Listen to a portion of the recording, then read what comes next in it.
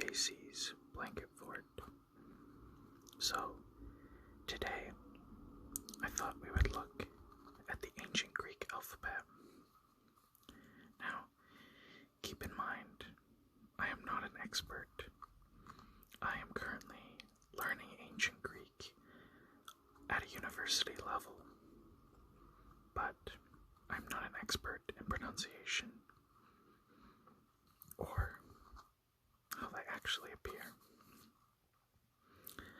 I think this would be a good way to both teach and study and perhaps learn from some of the viewers as well, if you know a little bit more about ancient Greek than I.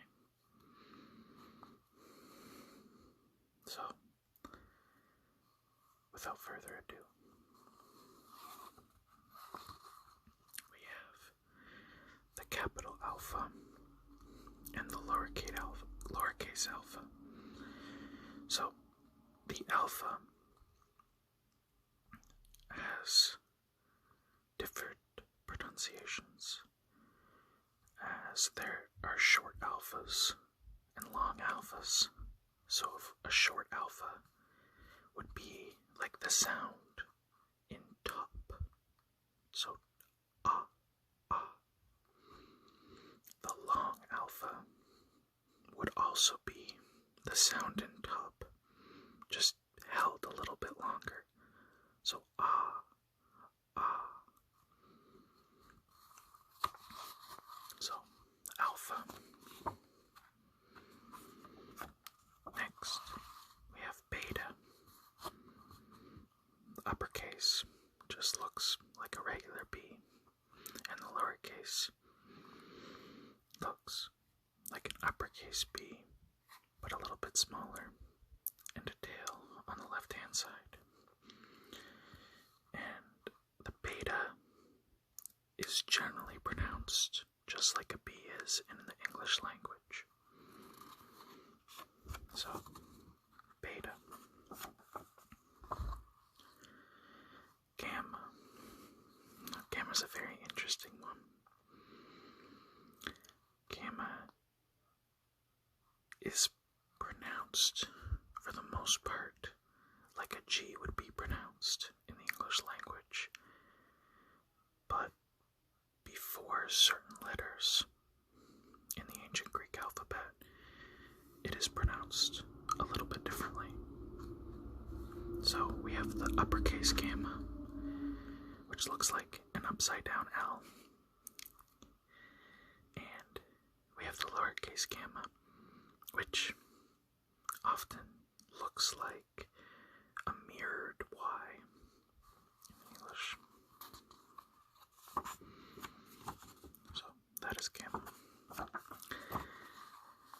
Delta. So delta is pronounced as a regular D would be pronounced in the English language.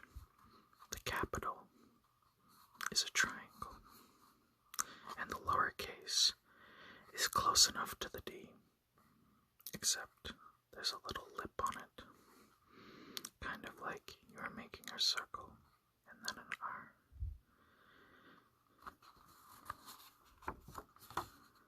Delta. Epsilon. Now, for the most part, epsilon is pronounced like the E in the word get. So, eh. So, the capital epsilon looks like an E. The lowercase epsilon looks like a mirrored 3. So where normally you would have a 3, you instead have an epsilon.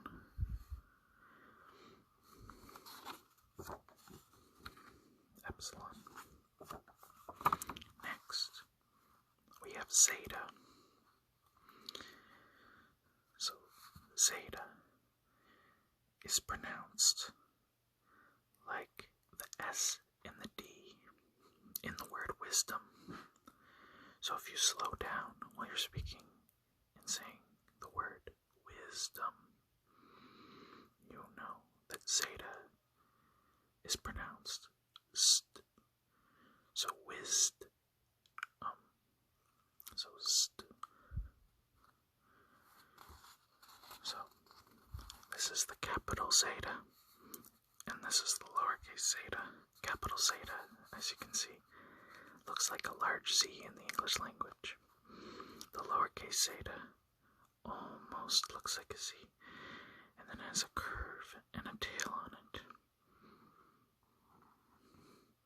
So, the way I kind of remember it is it's kind of like a sideways S if you take off this part, but it has a little lip on the top, or a little ledge. Zeta. This next one I found quite tricky when I first started ancient Greek, and it is the letter Eta. So Eta is similar to the sound in bed, but held longer. So be, and if you hold it longer, it would be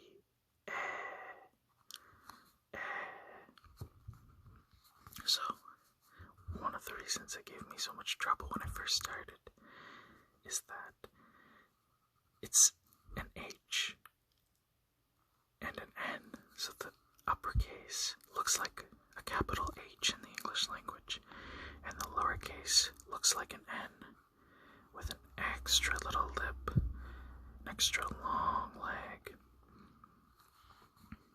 This is the important part of it. If you simply did an N, people could get confused. So when you're doing an Eta, you do an N, and then just do an extra long leg on the right hand side. Eta. Alright. So, like I said, I'm not an expert, and I'm not quite perfect at doing the letters, although I have gotten better. So there might be some inconsistencies. For example, Theta. So Theta is pronounced like an aspirated T, as in top. So aspirated is almost like a breathing sound. So ta, ta, ta. So capital Theta. Those of you who have watched my first video, I opened up Pokemon cards. So I find the capital Theta kind of similar in some ways to a Pokeball. That was my way of remembering it. And the lowercase theta is just a more squished version of that ball. So say you squish it, and then it becomes this. Theta. Next, we have Iota. So, Iota has different pronunciations based on if it's a short or if it's a long iota. So, in a short iota, it would be like the sound in it. So, eh. For a long iota, it would be like the sound in keen. So, e. So, we have short iota, and long iota, e. So, the uppercase iota looks more or less like a lowercase l or an uppercase I without the hat and the shoes. The lowercase iota is kind of like a hook or like a lazy C. So instead of a C, you would just do a C. Iota. Now kappa is quite easy. So it looks like a K. Capital looks like a capital K. The lowercase more or less looks like a lowercase k. And the sound is similar to the sound in sack. So, k, k, k. It's very similar to the English K. Capital. Next, we have one of my favorites, and I think it's just because I enjoy sheep. But this is lambda. So lambda is pronounced like an L in the English language. The capital is close to a triangle like delta, but without the bottom, or in a more fun way, without its shoes. Lambda. And the lowercase is an upside down Y, but I have found it is the most fun to write out. I don't know why. I think it's the little curve. So lambda. Next, we have mu, which, when you see it in ancient text, it can be quite confusing at first.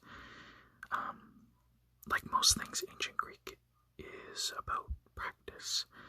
So with a lot of practice, I have memorized these, but yeah, the capital is not an issue. The capital mu is just like a capital M. The lowercase mu, unfortunately, is like a U with some odd little tendencies. So on the left, the leg goes all the way down, and then up top, a regular U, and then you do a little lip with a curl on the right hand side. So mu is generally pronounced like an M in the English language, so the pronunciation is quite easy, but identifying it is generally the trickiest part. That's the spelling. Next, we have nu. So, like mu, it is quite odd. The capital, again, is an uppercase N, so that's simple enough. And then the lowercase is kind of a variation between a V and a U. So the way I think about it is, the lowercase wanted to be a V, and then just decided that a U might be a better fit, or maybe a little bit of both. So nu. It is also pronounced like an N in the English language, so the pronunciation like mu is easy enough. Nu. This is where things get a little bit trickier. So, I have heard people pronounce this as xi or kai, and I think because it's so similar to other things, I honestly think just x is a little bit better of a pronunciation, kind of like the word or the letter X in axe. So axe, x, x. So I like to call this x. So the capital X is 3 lines, with the middle line being a little bit smaller, and the upper lines generally are the same length. The lowercase x is quite like epsilon,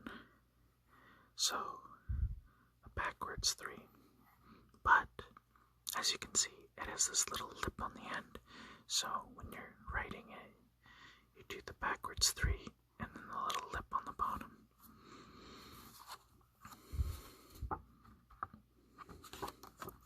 Folks. Next, we have Omicron. Omicron is pronounced like the sound in boat or goat. So Omicron is O. Goat, boat, O, O. The uppercase looks like an uppercase O. The lowercase looks like a lowercase O in the English language, so that is easy enough. Omicron. Next, we have another one of my favorites. This is pi. Who doesn't love pi? Pi is great. So pi is like a P in the English language, and without any aspiration, it is pronounced like the P in the word sap. So sap, p, p, p, pi. Alright, so the capital to me just kind of looks like an arch, a little archway, a little door perhaps, like you're making a door with the doorknob and the feet. The lowercase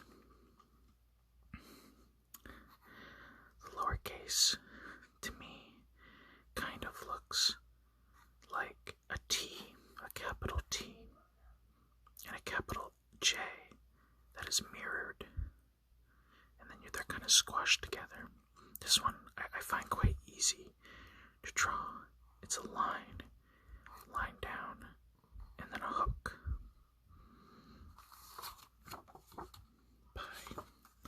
Next, we have this one. This one gave me so much trouble when I first started, because I kept thinking, well, this one's pi up top, but this one looks like a P, but this one is called rho, or rho.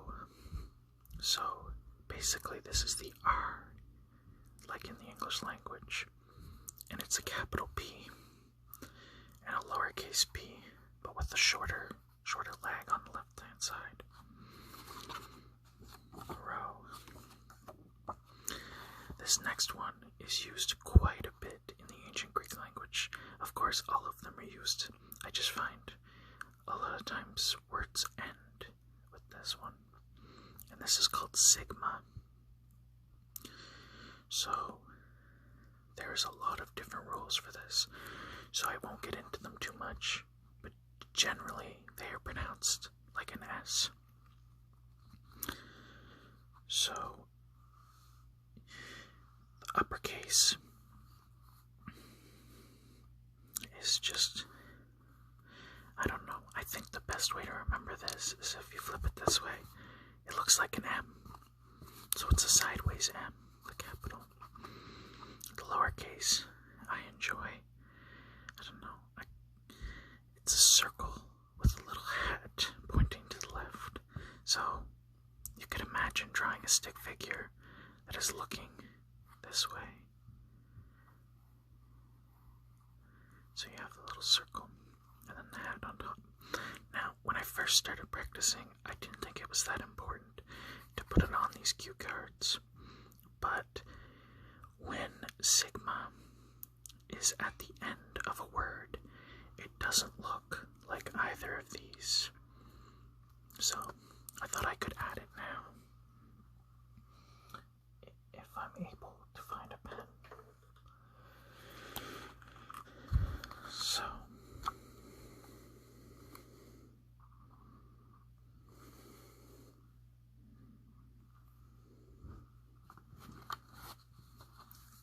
So basically, it looks like an S or a C with a little tail on the end of it. And this is, like I said, generally, whenever there's a sigma at the end of a word, this is how it is written. So we have sigma. Next, we have tau. So tau is like the word sat. So the T in the word sat. So it's just t. And this is quite like the T in the English language. So, as you can see, the capital looks like a T. The lowercase looks like a mirror J. That one's relatively easy to learn for me, as my name's JC, so it's a J. It almost kind of looks like a C as well. It should be one of my favorite letters, but it's not. Oh well. Tau. Next, we have Epsilon. Now, Epsilon, the capital, looks like an uppercase Y, and the lowercase looks like a U in the English language, but it's kind of pointing towards the middle. So you start pointing towards the middle a little bit and pointing towards the middle a little bit, but it still kind of looks like a U. So there's a short epsilon, which, if anyone has studied French, then it would be like the word tu or you. So it's basically just you, oo, oo. So epsilon, oo. A long epsilon is the same thing, but held a little bit longer. So oo, oo. Epsilon. That one is relatively easy to remember, just because it's like oops, epsilon. Next, we have phi. So there's a lot of different pronunciations for this, but I've generally kind of gone with phi. Although, if I'm pronouncing it in an ancient Greek sentence, then it's kind of like an aspirated P in the word pot. So pa, pa, pa. So the capital is like a circle with a line through the middle of it and a little bit of the line poking up at the top and the bottom. And this is one that I've progressively gotten better at writing, and I found a lot of different ways to write it. My ancient Greek professor really wanted me to write it a different way, so I'm going to try to write it beside it and see how that turns out.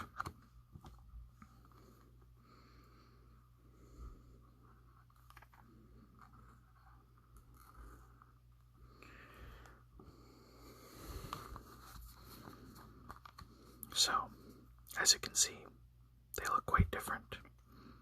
I honestly think either would likely be fine.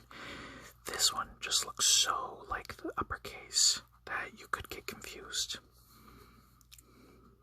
There we go. That one is phi. Or pa. Phi. Next, we have, I like to call it chi. My ancient Greek professor does not enjoy when I call it chi, as it's more of a k sound, like an aspirated K. So if you have the English word kit, it's like k, k, k. You have that little breath on the end, k.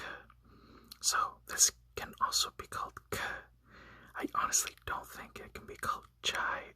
It kind of looks like chai when you write it out, as you can see on the back here.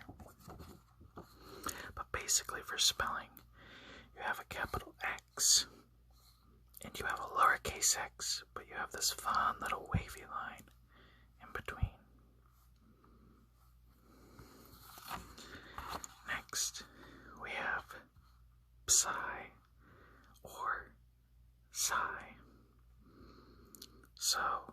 this one is pronounced like a PS put together, such as in the word lips. So ps, ps, ps. And the way I think about this is, it is like Poseidon, and these kind of look like tridents.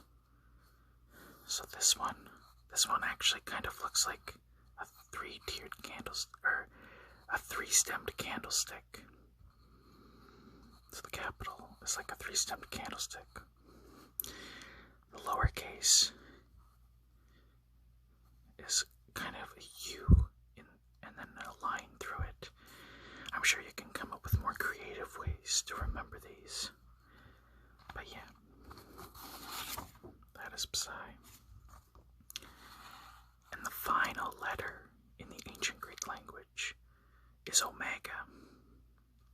So, Omega, the capital, honestly, to me, kind of looks like shoulders and then a head.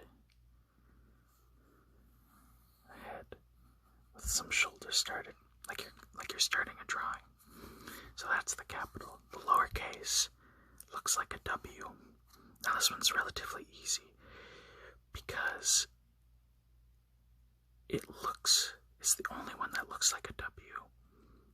Omicron, which has a similar pronunciation to it, looks like an O, but this one looks like a W. And Omega has similar, like I said, has a similar pronunciation to Omicron, but it's more so like the sound ah, like in the word caught. It's just held a little bit longer than you would hold the A and the U in the word caught. So ah, ah. And that is Omega.